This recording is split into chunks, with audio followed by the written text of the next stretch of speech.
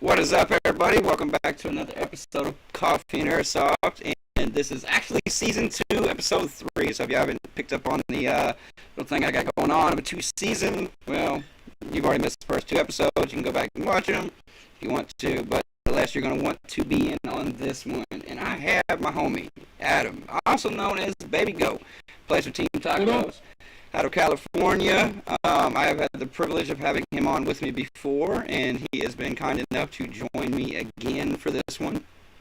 Super excited to reveal anything that we can, maybe some hopes and dreams that we have for here for the States, East Coast and West Coast. We're trying to do a lot of things. But before we get into that, if y'all have not seen my little video or heard anything about it, then you're sleeping under a rock. But Monk Custom now has their grips for pre-order. So get over there and get those grips ordered. I don't know how many there's going to be, when they're going to come, none of that good detail stuff. All I know is they are gorgeous, they are perfectly made, and they definitely are made by a company that you can get behind, I promise. But nonetheless, man, get over there, get them ordered, and we'll talk about that a little bit more later. But here, I got Adam with me, man. And if y'all do not know this guy, I'm telling you, man, you've literally been under a rock. He has had a pretty recent, maybe get to chit-chat a little bit about heading over there to the Holy. I believe your audio just went out. I believe it did. But hey, I'll take over for here until he figures that out. If you all don't know, Babygoat from Sacramento, Team Tacos. Yeah, like he said, it's been pretty crazy. Just got back. Oh, I think we got him. Got me back. You got me back. But you go ahead. You carry into you. I said enough. Okay. So yeah, just got back from the Netherlands, Nations Cup, NSL. Wow, it was an experience of a lifetime, definitely. Like I was telling you earlier, I'm an emotional person, and just stepping on the field, I felt it. Like I could have cried. Like it was a dream come true. It's something that I wish everybody could experience, and hopefully, we can, and we could start getting teams over there and get that feeling. So yeah, it was great. It was great. I told you, man, I was totally jealous when I seen. I mean, I just, like I said, even the name I called it a minute ago, the Holy Grail. It just seems like that. It's just like the place to go to play airsoft, and I would love to be able to do that on a competitive level all the time. Like it's really exciting. Yeah. That arena is built just for NSL. Like it wasn't put in for scrims and this, and like he built it for NSL. Like each team had locker rooms, and just that alone was cool, and everything, the death tunnel and the 3 booths that he had in there dedicated to each different thing, and he put in work. Bert did, so it's nice. Hopefully we get that here and get fields built just for the sport. That's what we're going to try to do, and hopefully we get there. Yeah, I know how much work Bert's put into it. He seems like, I mean, he's almost a saint to us in the airsoft world for what he's doing. I mean, truly, he's a great dude, and he has such a passion for it. It's so obvious. Yeah, and his heart, like he's in it for the sport and the players, and like, of course, everybody has to make a living. Yeah, but he's not out trying to make a killing, and he's not trying to rule the world, and he's in it for the sport. That's what I love. Some of the guys that are in the comments, Beast of Australia, what's up, man? I haven't got to see you much in my comments lately. ET, what's good, man? Dylan, what's up? Phil, what is up? Fives is in there with us. Fives is awesome, man. I love Fives. I love Fives. Okay? Is he as tall as we all expect that he's? Yeah, I believe. I believe tall. He's tall, and he plays home in that little X bunker in the back. Man, but plays it well for being as tall as he is. Yeah, he gave it his all. To, I mean, I don't want to put out too much because it's not me, but he gave it 110%. By the end, he was exhausted, and that's what I love to see. That's what I love to see. I imagine so. Yeah, he said he was a tall guy, and I've seen a few pictures of him standing next to people. I'm just like, gosh, wow, you were tall, bro. And I stand like 5'10", so I'm anticipating, like, you know. He's I don't know, probably 6'4", somewhere around there. He's a big old boy. Good deal. So yeah, man, if I could halfway rundown on this, how did you get to that scenario of ending up at Real Strike? I mean, give me something like leading up to us, like, you know. I mean, do you want the whole story, the whole monk story from? Hey, man, give it to us, man. You heard it here. This is raw. Let's get it. However you want to give it to me, man. It's funny. This is the second time I've been asked this today. So I had the second OMG build here in the States. And if you guys know, if you guys bought a gun, shipping is a pain in the butt to get to the U.S. It took about 3 months to get my gun shipped to me. And Bert was doing everything. He spent a lot of money on shipping because every time you try to ship something and it goes to customs and they ship it, they're like, nope, you don't get your money back. And it costs about $300 to ship one gun here. So every time, and he did this numerous times, and he was like, if I have to, I will fly that fucking gun to you. He was so passionate about getting that gun to me. And yeah, just through that, me and him hit it off, and I was okay with what he was trying to do, and we just kind of built this friendship and a little bit of trust. And a little bit after I got my gun, he hit me up for some parts for monk stuff. He's like, hey, we can't get this in the Netherlands. Can you ship it to me? Cool, I'll ship you some stuff. And it just started that way. I was helping him out a little bit with some stuff that he couldn't get there, and we just built a friendship. And next thing, he's like, hey, how would you like to work for Monk? And that's where it got. And next thing I know, he asked me, hey, how about coming to the Netherlands? So, because he's trying to push us into the States. Yeah. And he thought I would be a good representation of the States to get there and, just get the word out. So that's what we're trying to do. I definitely think he was the perfect pick, for sure. No, don't be modest, man. You're the perfect pick for it. You really are. Try.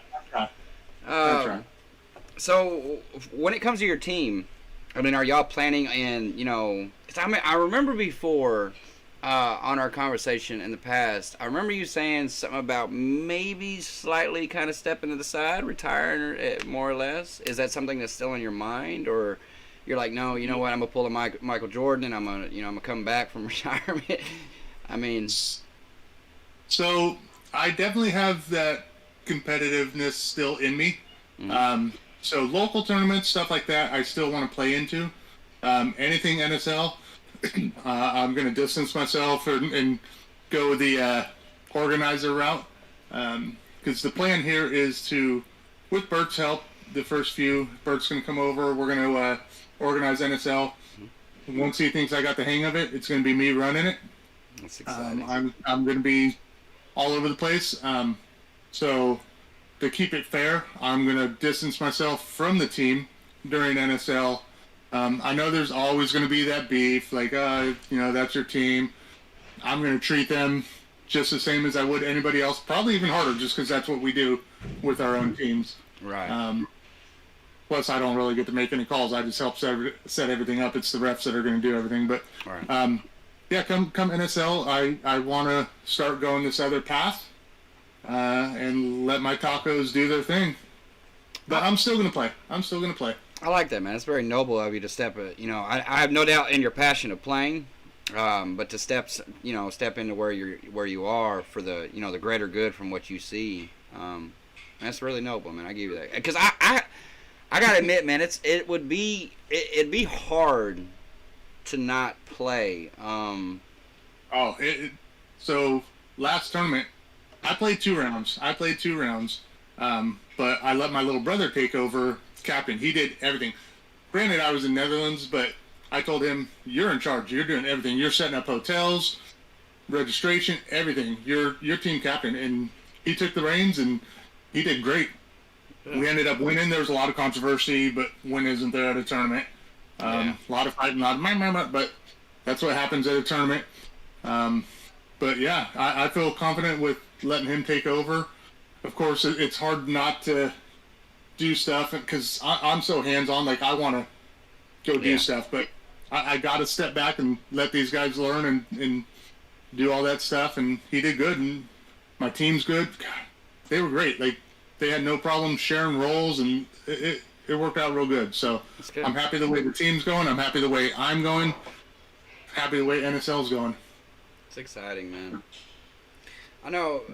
I say it'd be rough to sit there and because I love playing so much. Like I get so excited on playing, and not that I want to be in any kind of form of control. Like my team will do just fine without me. But it's what I love to do, and it just trying to think on that, just to step out. I mean, even I have never reffed any match because it's like anywhere I've been at a tournament, I want to play. Yeah, I want to play. So it would almost hurt my heart to not have that opportunity of just playing. But my hat is definitely off to you for that one. Yeah. Well, I think last time I talked to you too, I was talking about coaching for NSL. Because for NSL, you might want to consider getting a coach. That's how organized you have to be at NSL. And I think I was talking about coaching tacos. Now, I just want to step further, and I'm organizing NSL. I'm not even coaching. I just kind of skipped that part and went right to organizing this. So it's going to be a little different. It's going to be a little different. So coaching, I didn't even took that in consideration on coaching. I mean, we have. I'm not going to say we have a coach, but if I had to say anyone was a coach, is almost like a coach kind of role, is actually a player, and that would be Spiffy that plays with me on Team A. He's very outgoing like a coach. The way he does things, the way he says things to us, how he strategizes, things like that. He has a coach vibe. Yet he plays. We got one of those on our team too. Minnie, he's always thinking strategies and this and that and lanes, and he's telling us where to go. And cool, you tell me where to go and what to do. And so. That's why I am. You want me to go over there? All right, cool. I'm gonna go over there. Hold my lane. But NFL, like so not to get into NSL too much right now, but you want probably about 10 players. Mm-hmm. Team Italy went there with 7, and they were whooped.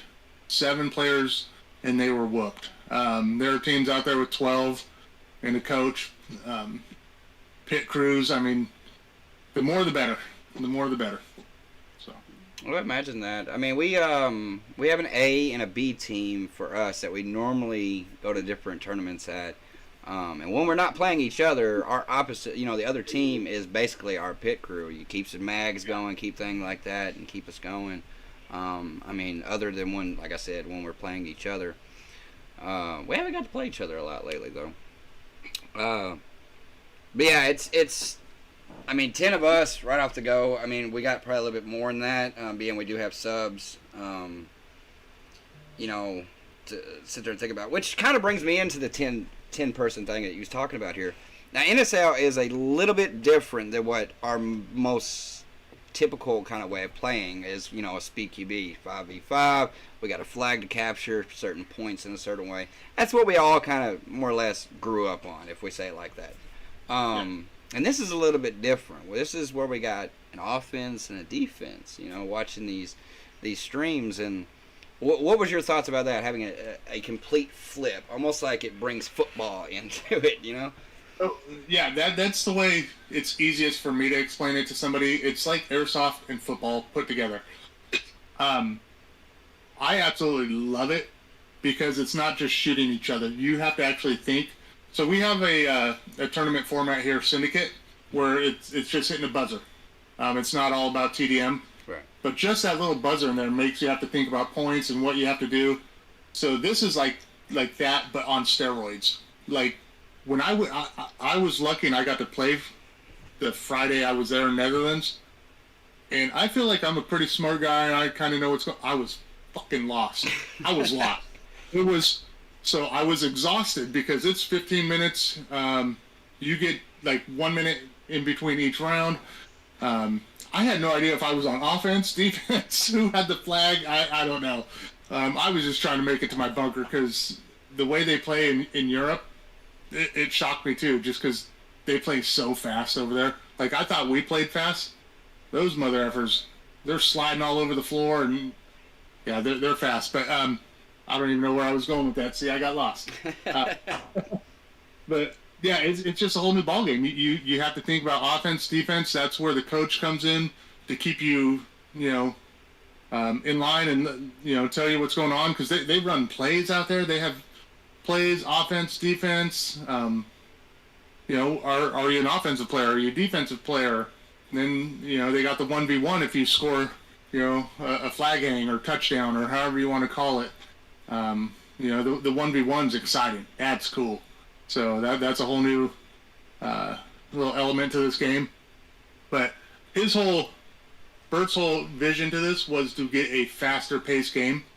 Because a lot of TDMs, it ends up being 3 minutes of just people sitting behind bunkers shooting. Yes. And that happens. Like, it lasts the whole 3 minutes, and if you got to sit there and watch that for 3 minutes, it tends to get a little boring.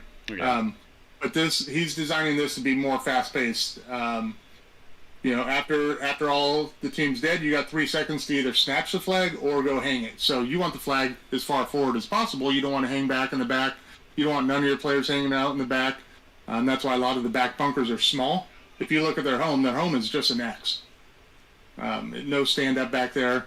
They have some in the corners, but all the bigger bunkers are towards the front where he wants the action. So it's a more fast-paced, but the biggest thing is you got to think. You have to think about it. I like that. So not only just the strategy of the game itself and how it's played out, but the bunkers come into play. You want to get some cover? Well, scoot up and get up in there. I like that. Yeah. You said this is 15-minute matches, correct? Yes. Okay. See, and that when you say the exhaustion part, even ET said it in here in the comments a second ago. Not last Saturday, but the Saturday before, we played something at Shot Zone that was a little bit different. It was called a paint soft. It was 12 minutes, and you're going to base your score off that. And just think we had to play it a little bit different. We used the clock to our advantage in certain ways. When we was up 2 and they're 2 to their 1, we're not trying to necessarily run over there and hit the buzzer, but milk the clock just a little bit, Yep. But I'm telling you, we was beat. 12 minutes is a long time when it comes to, you could either be 12 1-minute rounds, or really, honestly, it could have been a 12-minute 1 round, Yeah. But there's a lot of that is even with that, it seemed more, it kind of reminds me of what you're talking about, is how everybody would push forward. It seems like a lot of people were doing that, like pushing forward, wanting to get to the 50, not just hanging back, like you just said, a game of TDM, everybody just stays at bunker. That does get rather boring. It really does, on and off the field. Yeah. I like that. It just changes it That's up. Cool. He used to do split deck where, 2 teams would go out there and they would play. After the round, they would go off. New 2 teams would come on. So that's what he used to do. I think he's going to go to the 2-team format, and that's it. That way the viewers who are watching the live stream can watch the same 2 teams play for 15 minutes instead of having to switch back from, 4 teams playing at once. So that's where, as the players, have to be way more conditioned, because you go out there, and like you said, it could be 15 minutes or it could be 1 minute. So say you go out there for 2 minutes and you're battling, you get 1 minute to reload everything. You go reload and you're back out there in a minute. If you're not out there, too bad. So just having only a minute in between rounds is exhausted. Just think about 10 minutes into the match and you got to run off and you're trying to breathe out of your mask and all you want is water and somebody's handing you mags and get back out there. Yeah, then you got your coach barking at you, telling you what to do, and like I said, it's a whole new ballgame. It is. But good high pressure, though. That kind of pressure is exciting at the same time.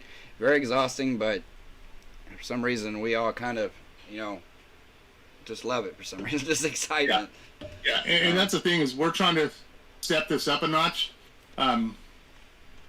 As players too, like we need to be more professional about this. Like, that's what we're trying to do, is make this a professional league. We want to be higher than paintball, more watched. And that's where we have to take the responsibility as players to get our butts into shape, not just go out there on a Sunday and try to figure something out. Like, be ready as players and coaches and organizers, like everybody. We're just trying to step it up a little bit. And I think that's what this is going to do. There's nothing wrong with everybody else's format. Like, there's room for everybody to play in this. But we're just trying to take it a little different. Just change everybody's idea a little bit about the sport and up it up a little bit. I remember the podcast I had with Junkie before. He talked about the bunkers and everything like this. And this is before NSL was really, kind of pumping like that. I'm talking about all the bunkers remaining the same for a certain period of time. Is that the same case with this, or is it something like we can just switch the field around, or are we like, hey, this is what it needs to be for X amount of time? Are you talking about for us here in the States, or how it is over there? Well, even over there. And is that something that we would implement here, or kind of keep that a little bit different, like saying, all right, well, they can change up the field the day before? So, I know over there for the season long, they're going to keep it all the same layout. And obviously, once if we bring it over here, like, it's going to be hard because we're planning on going to a few different fields. Like, they have Real Strike Arena, and that's where they play. Right. Here in the States, we're going to have to be at different cities, and not every field is going to be able to be the same. Absolutely. So we're going to deal with that and try to set it up to how we would feel best for NSL. Almost the same logic, where the better bunkers, the bigger bunkers are all towards the middle, and that's where everybody wants to get. And yeah, we haven't come up with a layout yet that we want in here, or how we're going to exactly do it, but we'll figure it out. That's what I was kind of wondering, man, if because it really does come down to something. I mean, if the field changes, when you get there, you're like, you got to think on the spot more or less. You get a few minutes to kind of look at it, and you're like, peeking angles and stuff, like, what am I going to do, until you really actually play a couple rounds, and you're like, now I'm starting to feel it out. And I'm learning angles and stuff. Yeah, but it here in the States, it's going to be different everywhere you go. So you're going to have to walk the field and just be ready. Hopefully, us as NSL will have an idea, and we could put it out there, maybe a week or two before, a month or whatever. And so players that are traveling that don't get to see it, at least they'll have a layout or a piece of paper or something that shows. So that's good. But all right, even on a lot of this question, what is the thought? So I mean, we've talked before. We're talking about coast to coast. I mean, you're over there in California. I'm way over here in Kentucky. We're two worlds apart. But yet, this is a bold statement to say that we want this from coast to coast. So what is the ideal kind of setup on a situation of fields? How many are you thinking that there should be across the states? 4, 5, as many as there can be, or? Yeah, as many as possible, because there's a few different talks that we're having as how we're going to do it. Like, we're going to have majors and minors events. Not to say one field's better than the other, but say one field that's built more for NSL, like, that will be a major.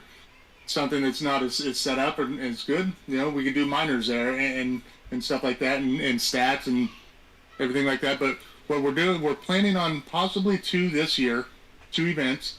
We're in talks with some fields, so hopefully we get that all squared away. Then next year hopefully at least 4 fields that are spread out to where teams can travel. Yeah. We don't want just East Coast, West Coast. We want North. We want South. Yeah. We kind of everywhere. If I could throw out a number, maybe 6 fields.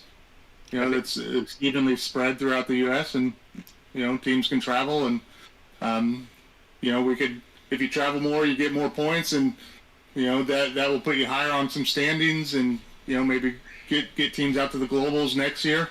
Because globals is kind of the Super Bowl of all this. So I would imagine they're probably going to have it at Real Strike again.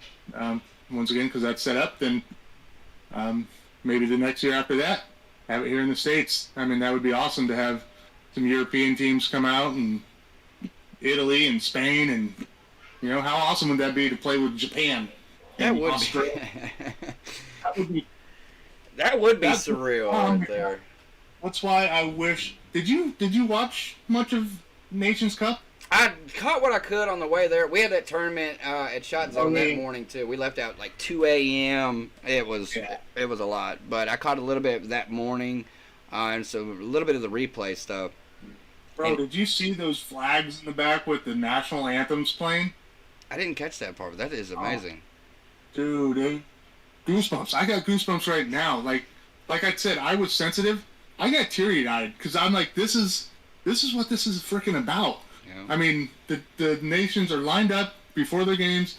Germany's out there, their flag behind them, the national anthem playing. Like that's just cool.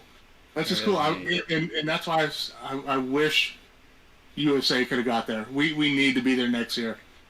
We all need to work together and I want to start talking to sponsors to see if they could sponsor. I'm throwing out a name.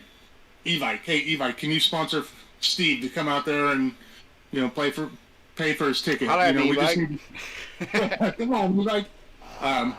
But no, there was a few companies that were interested. It just was too short of time and just couldn't get it happening. But man, when they were playing those national anthems with the flags behind them, oh, it was insane. It was insane. See, and I heard, I seen a video not long ago where it was talking about, more or less sponsors being able to get their logos and stuff like that made on bunkers and all that kind of stuff. I think that's extremely interesting to get the companies involved like that, I mean, yeah. Where do we take that eventually? Is there, something for potential later on for Nike, Under Armour, anything like? I mean, think about it. How sick would that be? Everybody out there wearing Nike cleats or something like that, being sponsored by Nike. But Bert's in the process of putting sponsor bundles together where you can blast. And I'm just going to keep using Evike. Evike has nothing, but it's just a bundle you can put an Evike logo on a bunker or a banner on the wall, or one of the most common seen places is that breakout wall where everybody's at. You could have a breakout wall, like commercials. There's always commercials in between breaks and stuff like that. Like there's a lot of opportunity, but man, how sick would that be to have Nike or Gatorade or anything? Under Armour, Monster, Red Bull. I don't know why Red Bull's not involved yet. I don't get it. Like, come on, as much Red Bull as we all drink. Yeah, this is like right up your alley, Red Bull. It like truly is. Somebody slams. I'm drinking Red Bull right now, Red Bull. So get that out there. But just slamming down half a Red Bull and then going out there and getting it. It's like it's just up your alley. I mean, it's anything. Like even like HK. What if HK just totally sponsored everybody's jerseys, or Anthrax, or any of these companies out there, and we all had somewhat matching jerseys, but different colors, logos, all that stuff. But, just start going that route instead of some people coming out with a black T-shirt, some coming out with a jersey. Like it would be cool just to start getting jerseys and just being sponsored. Yeah, and even more companies, even on masks like Bunker Kings, Push, JT's, Dyes, thing like that. I mean, just mask wise. There's a lot of opportunity out there, and I don't know the exact numbers, but NSL was watched huge. I don't know. I think it was almost at 1 million minutes watch time or something like that. And I'm not very technical, but apparently it was quite a bit. So I mean, people are watching. People are watching. So it is super good. Yeah. Yeah, I think, we've said it before, the content getting pushed out there is really important right now, and especially the mobility of people, just be able to sit there and watch it on your phone, you're coming across it, these different networks and platforms we can post these things to, and it just grows it more and more and more. Yeah. It just grows. So and that's what Bert's trying to do, is he's trying to push the content and just have it, more eyes on it. Like, I mean, I don't want to throw out Bert's finances because those aren't my finances, but he spent so much money on Nations Cup, and it was just to get the content out there. He flew me out there. That alone, like, probably lost him money just doing that. Like, that was expensive. Like, just to get me there, just to put me into the stream, just to have sideline announcements and stuff like that. Like, that's a lot. And just to have an American come out and just to have me experience it so I could bring it back to the States and tell everybody, like,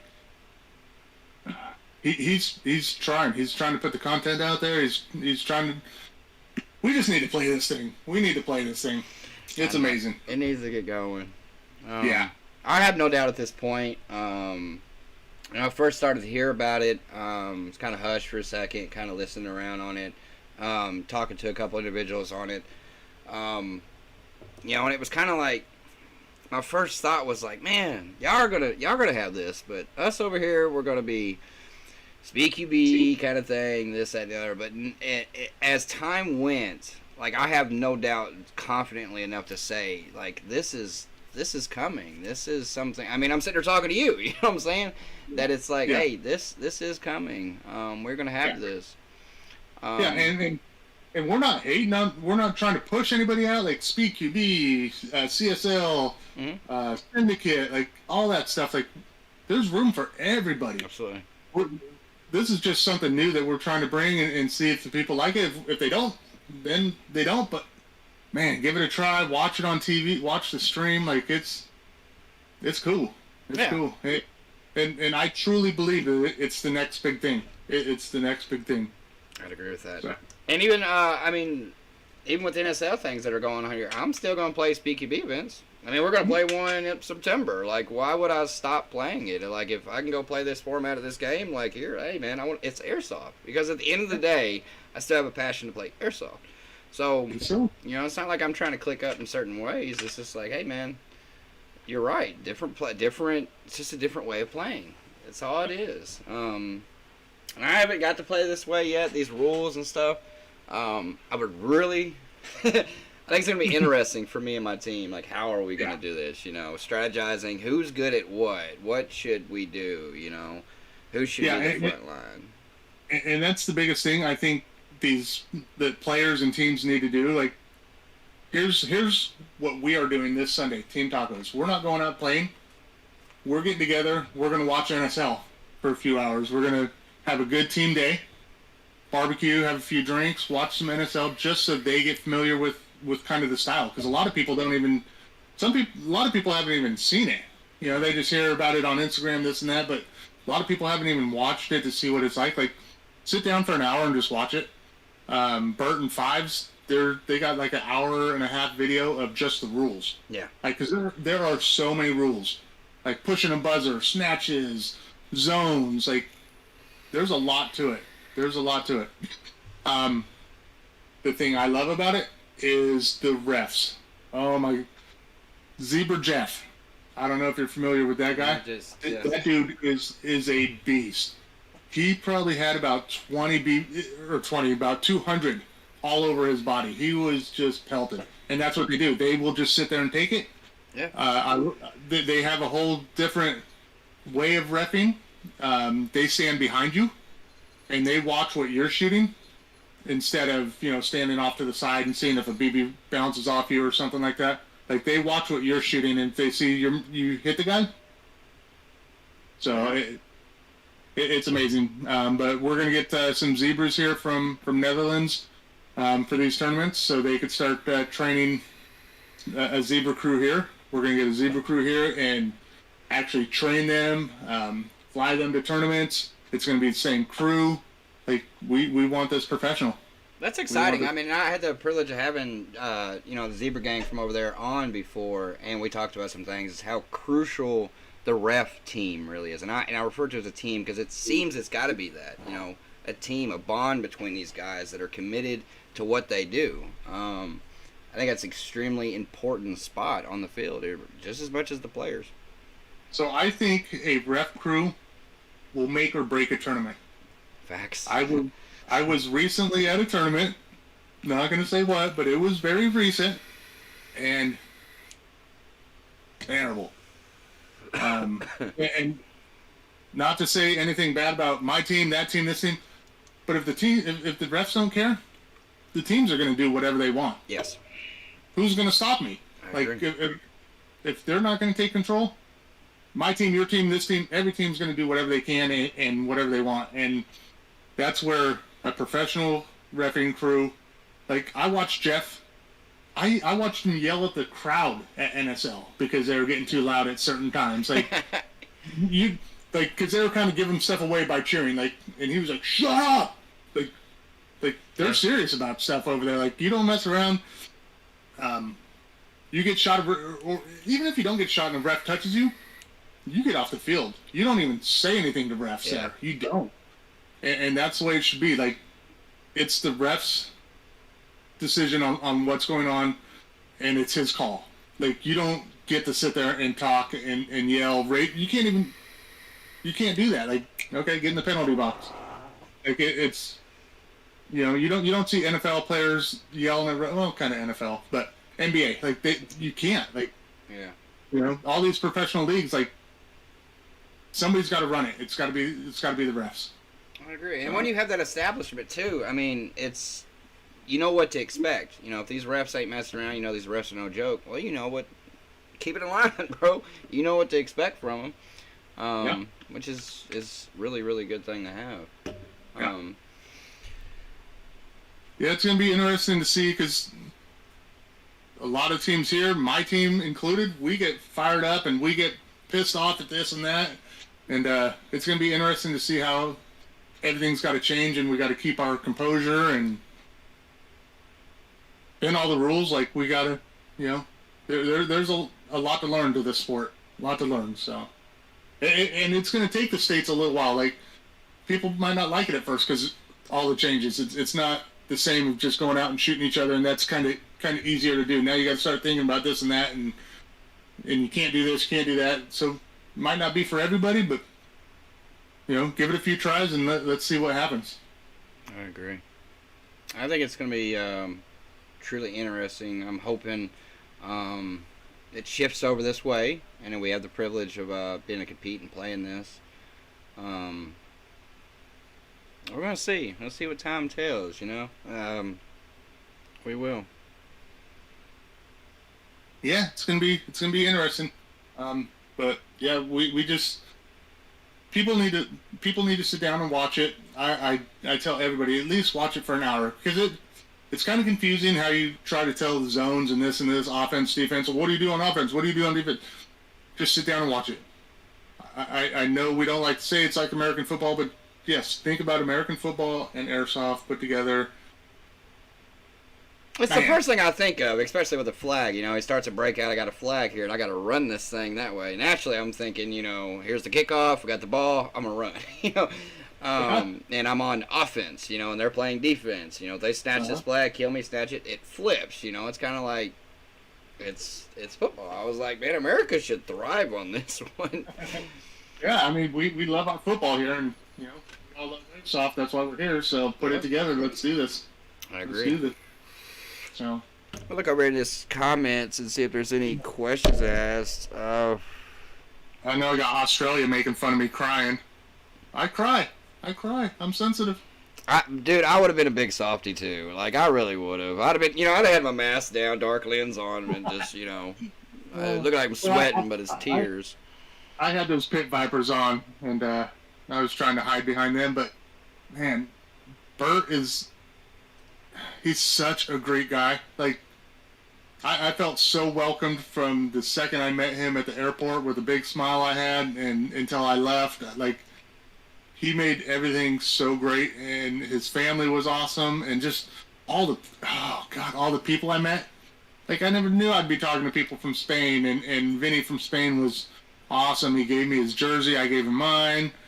Just everybody was, it was just a great atmosphere. Like, nobody was pissed at each other. We were all eating and drinking after, and just having a little party, and it was awesome. Talk to people from Italy and France, and I got to play with the Netherlands team when I was there. And they're just like, here's my gun. Even though it looked like mine, that wasn't my gun that I was using. So, I mean, it was cool. I sat down with Junkie and we went over tech stuff for quite a while. So, just everything that they do there is next level, and that's what we want to bring here. And with the live streams, like people want to watch live streams and stuff like that, because not everybody can go to the field and watch. So, live streams are where it's going to be at. So, when NSL's East Coast, we could all watch over here. But hopefully, East Coast is traveling to West Coast to the East Coast when we're playing and all that stuff. So, hopefully, we can start flying everywhere and traveling. Maybe some of them sponsors kicking. Yep, we need that sponsor money. Yeah, just thinking, we've talked about California so many times, about going out there, and it's like 22 hours for me, something like that, of a drive, it's just like, my gosh, like, how big, I didn't even, I don't know, I guess I pay attention more lately, how big we really are when it comes to Airsoft, like, because I'm normally, before playing, I'm like, I got no reason to go up to New York or, down to, over to California or anything like this, but then it's like playing Airsoft, it's like, kind of considering that, like, wow, it really is a distance to over there. Yeah. Yeah, and you guys ain't playing over there on the East Coast. We see you guys over there. Man, we're all the stuff you guys are doing. I'll say it 1,000 times over, man. Nobody better sleep on the East Coast over here. It is. There's a lot of potential. There's a lot of hungry players over here, and it's. Anybody that's sleeping on anybody, they all need to wake up, because it don't matter if you come from Florida, New York, if you've been playing this for a year, 5 years, like, it's Airsoft. Anything could happen. That's absolutely right. I want to see you come over and they're like, oh, they're East Coast, no biggie, and you guys just fucking stomp us. That'd be great. That'd be nice just because, it would be sweet. But nonetheless, man, it's something to look forward to. I think in due time, I think this NSL is something that can really, I think it definitely has the potential to bring players from coast to coast. And when I always say coast, I'd say it in a broad brush. I'm in Kentucky. I'm not even on the East Coast, but it's kind of like a half-half. It's just like, here you are. If you're in the middle, you're in the middle. But yeah, just to see people from different places. I've seen a lot of few fields really starting to blow up, especially with Extreme Airsoft. Have you noticed them up north? They seem to be a little bit more like growing. CIA recently opened up in Tampa. It looks like an amazing place. Got to get down there. Yeah, they're doing good. And way out there, y'all are 10 years ahead of us over here. But we're catching up. We have fields putting in work, and they're trying to get up to standards to NSL, and we're everywhere's looking good. Looking good. What's up with that sweatshirt you're wearing there? My Mario sweatshirt? I've had this like 2 years, man. That thing's slick. A lot of people, I've heard it several times, like, Steve, it's summertime. Why are you wearing a hoodie in the house? Man, my house stays cold. I keep my house cold at all times. So when I'm here, I'm usually snuggled up in a hoodie. Mine too, but man, I can't be in a sweatshirt. My son will be, summertime, and he'll be in a sweatshirt and a beanie on his head. I'm like, what are you doing? It's like 100 degrees outside. Yeah, that's my oldest. Sweatpants and everything. I don't get it. Like, y'all's generation. Speaking of sweatshirts, you got that merch going on, though. Hey, man, over and get some of that merch. Even for what it was, I was like, it is summertime. Nobody's going to buy these yet, so, set up for winter. Yeah, now's the time to buy them. Get ready. Yeah.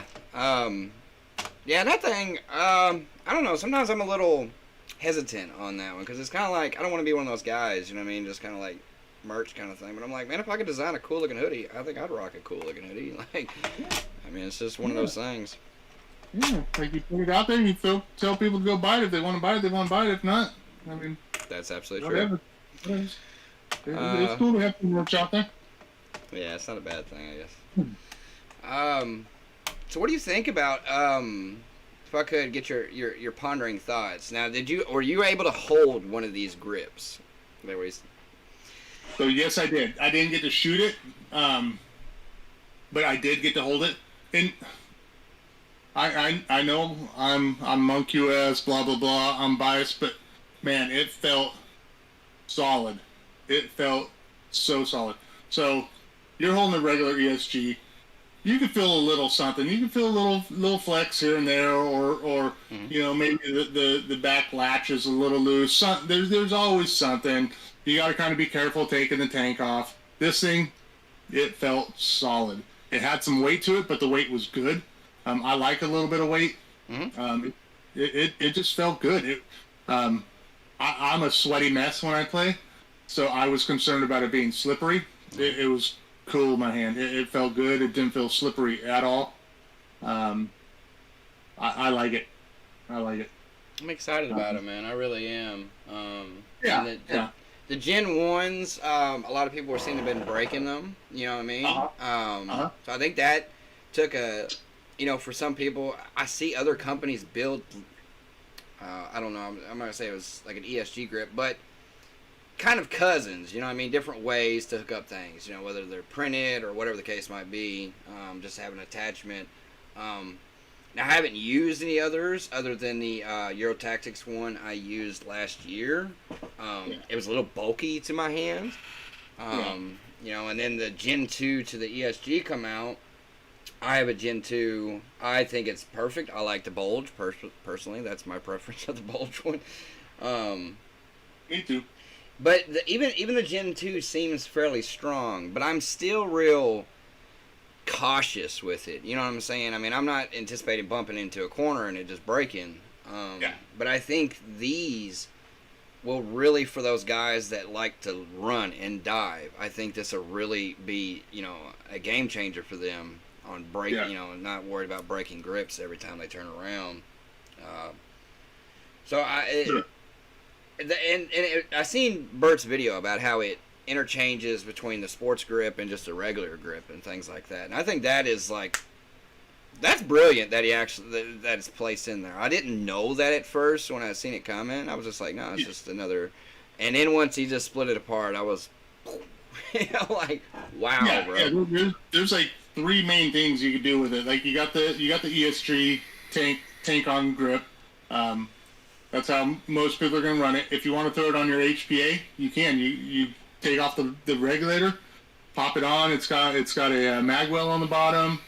You can run HPA if you want a cool looking grip. Now, the thing I like also is if you run a pistol setup, you take off that regulator and you put the regulator. Say you're running a cubby, put that regulator right on your back where your tank is.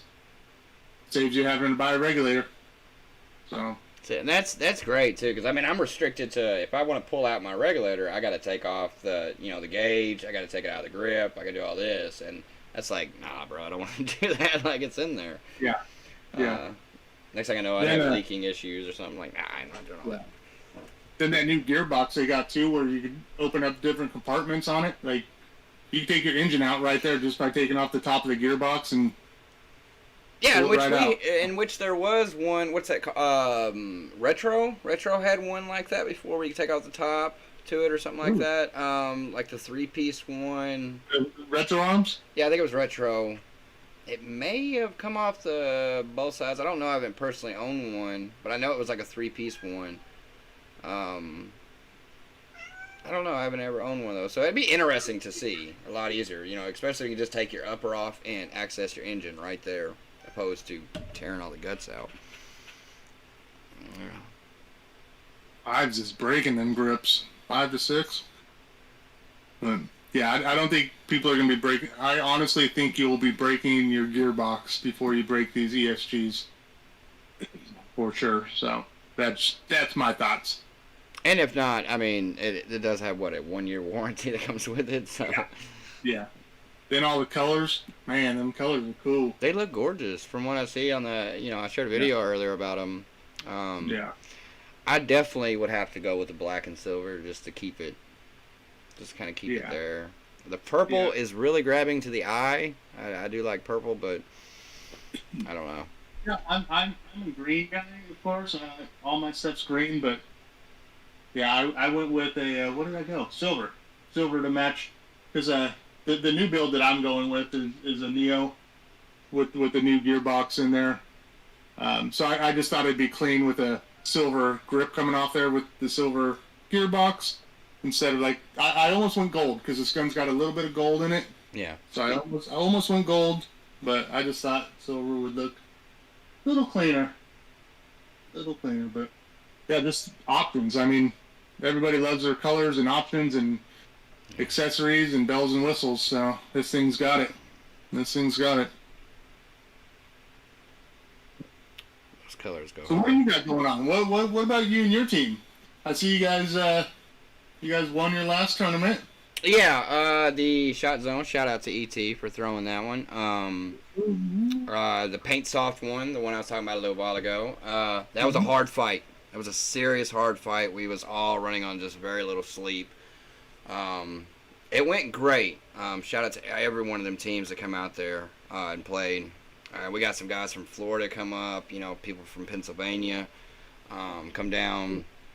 And it turned out great. Now, I thought we was going to lose it for a minute there. I really did. But my team, man, it was nice. It was the first time we've actually played with our, rostered 5 guys. Normally we've had to have somebody sub with us and stuff like that. So we had our 5, and we was ready for vengeance. It was just exciting, and it turned out.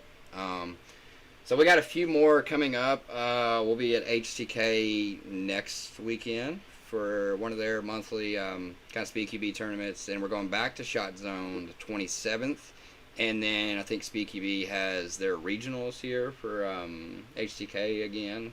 They had it last year, so we'll be going back to that. So we got a few tournaments lined out for the next few weeks. Other than that, man, I'm proud of my boys. Like everyone. I kind of worried at first, a year ago when we first started playing, it wasn't, a flavor of the month. But literally A and B team has stood, the test so far. And a year later, it's everyone's still very adamant about playing. We still want to learn, still want to practice. We've been blessed with 2 practice builds here. If people want to show, the team wants to show up and go, and it's a privilege to play with the people that I get to play with. They're damn well family to me, and it's been a great little ride. Other than that, man, we just, I don't know, man, we're still growing. We're still making our name. That name's getting out there. People are starting. Well, we're trying. We're trying. Yeah. So it's it's kind of doing our thing. Yeah, well, we see what you're doing also, and all the content you're putting out, and just these podcasts and videos and everything you're doing for the community, and it's awesome. It's awesome. I enjoy doing these a lot. I would say I get to talk to people like yourself on here, so it's like, I didn't start this in a sense of like, I guess I didn't really have a goal. I was just like, hey man, I want to talk to people, and let's get a group chat going here. Next thing I know, it's turning into something else, and which is a good thing. I'm really enjoying it. Social stuff is just, I don't know. I feel like when I learn something or something's going on, I'm like, hey, I just gotta tell everybody. Like, hey, did you know that this was happening? Hey, bro, did you see this? I'm like, screw it, I'll make a video. I'll tell everyone. And I'm still like that. Even with the grips, I just posted it, 2 hours ago. It's just like, man, I wanted to hurry up and get home just to, hey, they're on pre-order, bro. Just go. Yeah, here you you were on top of that go. one. You were on top of that one. And if people don't do editing and all this stuff, like, they don't know, like, it's not easy. No, it's not easy not. to get on here and set this up and or to edit a video. Like, I'm not very techy, so it takes me hours to edit a video, especially like a gameplay one where you're cutting it, and it takes a long time, and it's a lot of work. It is. Sometimes I end up here for hours, depending on what I'm doing. I've been editing videos almost 2 years, so I've gotten faster at it. I learned how to, and I usually know. I have an idea. Like, I'm laying in bed at night, and I'm thinking about something I want to do, a setup, how I want to do it, and I try to execute it in the easiest way to, just simple things. If I'm recording something, it's like as simple of, I know a setting on YouTube, so I'm like, I can point to the top of the screen because I'm like, I know how to insert that later on. I look stupid on the recording, but I'm like, I know it'll be there later. You know, I know.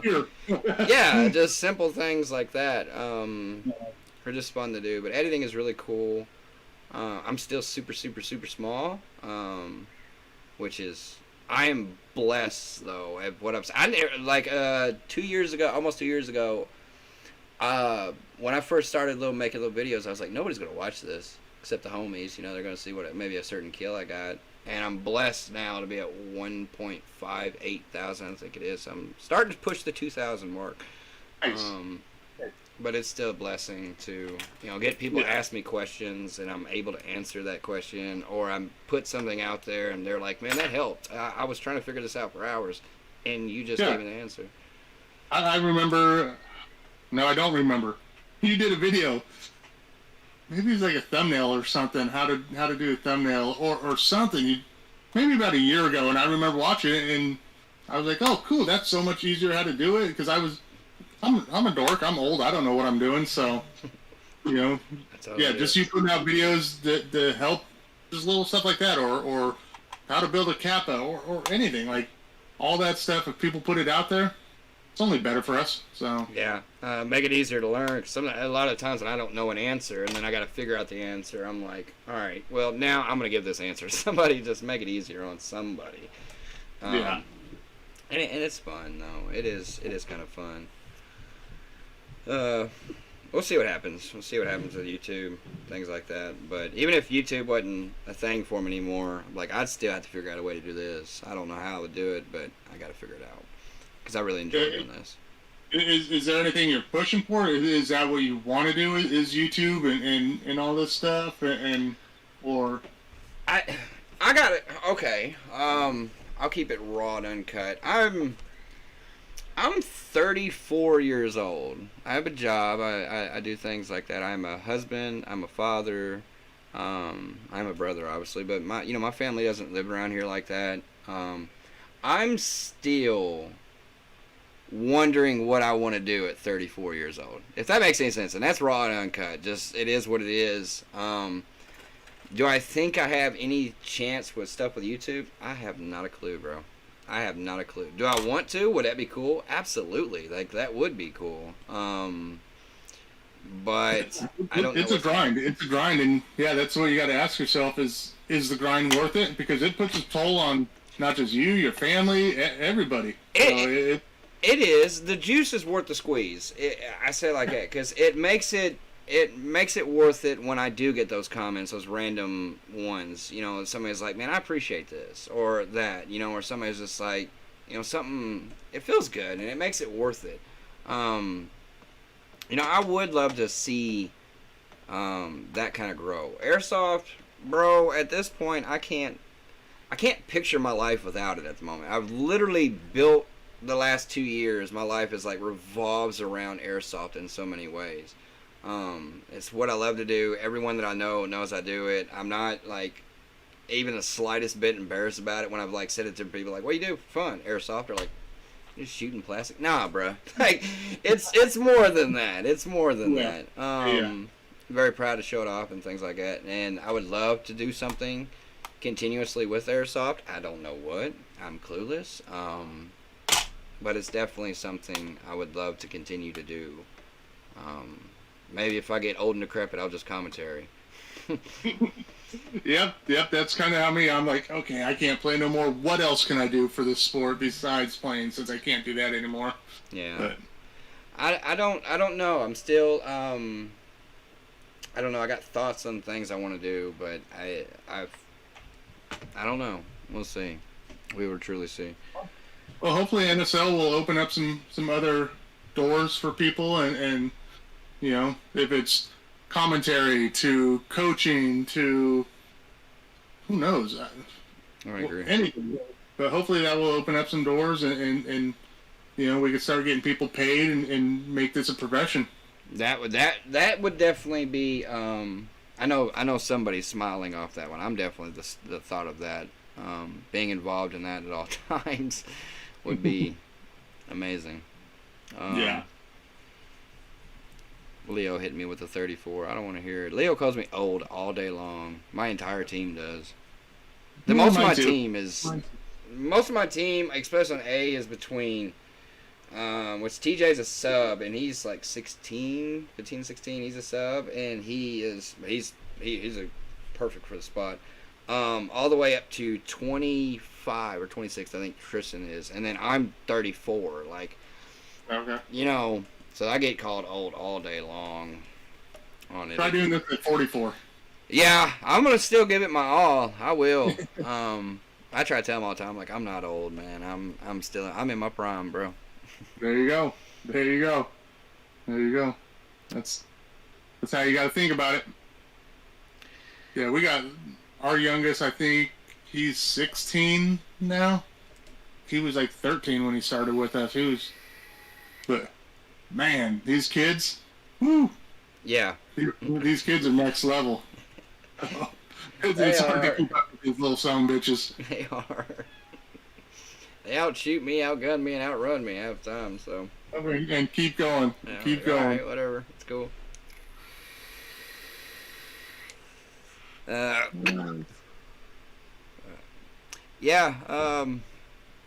Well, I will say for this, since we're an hour, I know you went to work and all that stuff, and so did I.